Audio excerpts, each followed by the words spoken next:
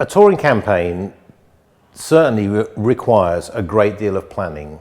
And as the tour manager, I'm part of an overall team that makes the tour possible.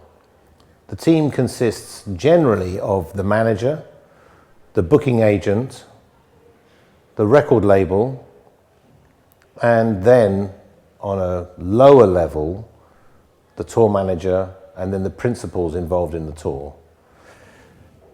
In my role, I'm generally dealing with a plan that has already been considered in relation to the release of a product, in relation to any other outside media involvement or sponsor involvement.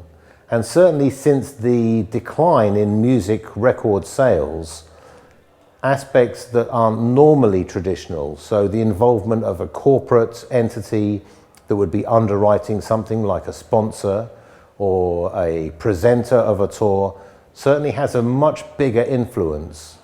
In years gone by, people used to generally depend on the record label to deliver the marketing strategy, the promotion strategy, and then following on from that, the touring campaign would follow.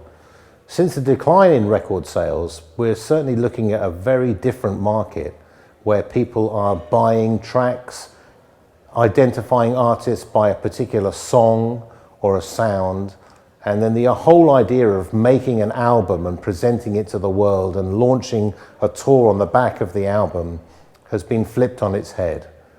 So from my position, I'm definitely dealing with so many different more input aspects. It was easy when the record company would give you an international promotion campaign. But certainly now, for the clients that I'm working for, we have sponsors who are very much involved in the underwriting of the finance of the tour.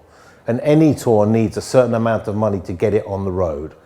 So you have to take these people's needs and considerations into your planning aspect. There are other things to take into account. Media has become a massive conglomerate.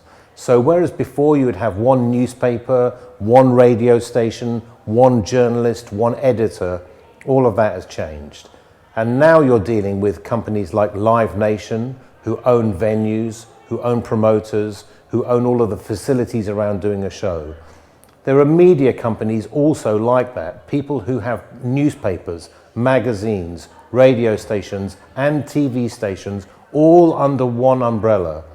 And if you don't play ball with the way that they want you to do something, then you're going to lose out on all of those positive aspects.